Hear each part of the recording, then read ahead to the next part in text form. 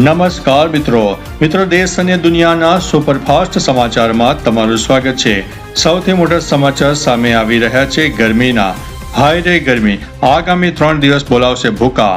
હવામાન વિભાગની આગાહી મુજબ હજુ પણ 3 દિવસ ભારે ગરમી પડી શકે છે। રાજ્યમાં 3 દિવસ સુધી તાપમાન 41 ડિગ્રી રહેવાની સંભાવના છે। વલ્લભ વિદ્યાનગર સૌથી ગરમ શહેર નોંધાયું છે, જ્યાં ગરમીનો પારો 42.3 ડિગ્રીએ પહોંચી ગયો। સાયક્લોનિક સર્ક્યુલેશન સિસ્ટમ સક્રિય થતા 19 મે બાદ ગરમીમાં પારામાં આંશિક ઘટાડો જોવા મળી શકે છે। આ દરમિયાન વાદળછાયું વાતાવરણ પણ રહી શકે છે। મિત્રો, અન્ય મહત્વના સમાચારની વાત કરીએ તો સુરતમાં પરિણીતાના શંકાસ્પદ મોત મામલે ખુલાસો થયો છે। સુરતના પૂણા વિસ્તારમાં પતિ અભિમાનચંદ્ર પટેલે પોતાની પત્ની રેણુની હત્યા કરી નાખી। આરોપીએ ધામધમથી લગ્ન કરીને ઉત્તર પ્રદેશમાંથી રેણુને સુરત લાવ્યો। ત્યારબાદ તેને એક રૂમમાં બંધ કરીને રોજ અત્યાચાર કરતો અને મારપીટ પણ કરતો।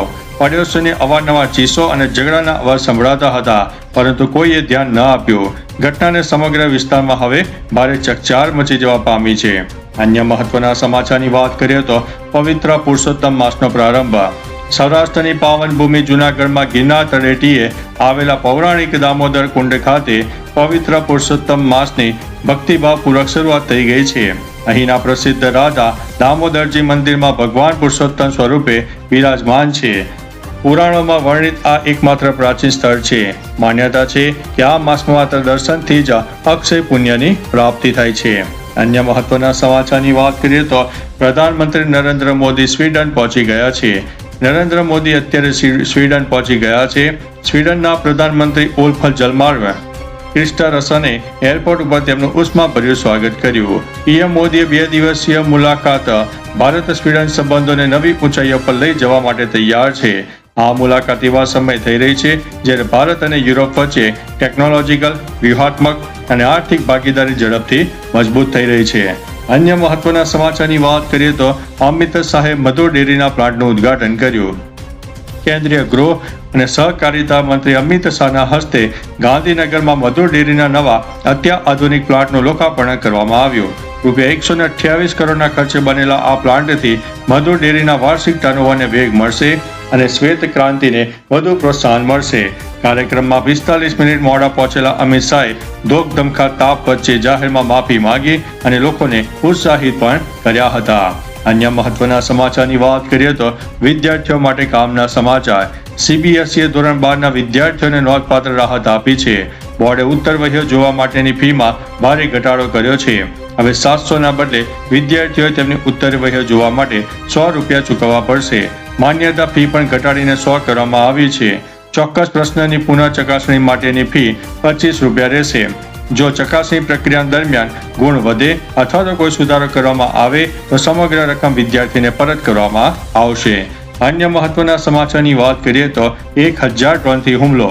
યુક્રેને રશિયાના અનેક વિસ્તારો પર 1000થી વધુ ડ્રોન વડે મોટા પાયે હુમલો કર્યો।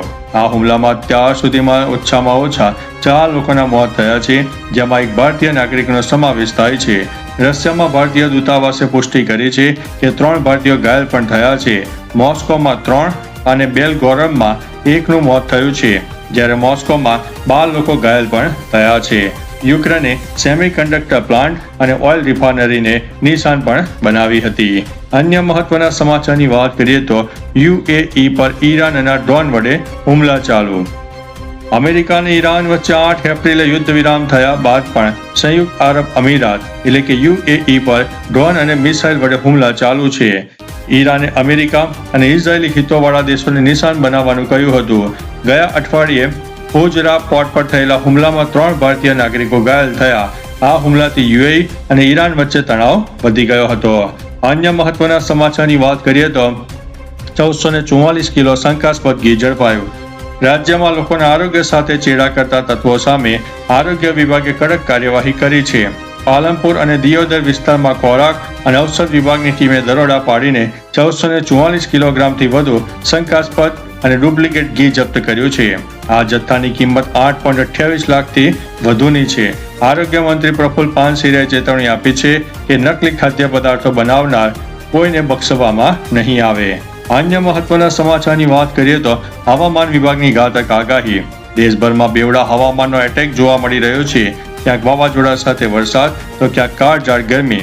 હવામાન વિભાગે બિહાર, ઝારખંડ, પંજાબ, છત્તીસગઢ, મધ્યપ્રદેશ, ઉત્તરાખંડ, લદ્દાખ, પશ્ચિમ બંગાળ, ઓડિશા, આંદામાન નિકોબાર ટાપુઓ, આસામ, મેઘાલય, સિક્કિમ, તમિલનાડુ અને કર્ણાટકમાં વાવાઝોડા સાથે વરસાદની ચેતવણી આપી છે.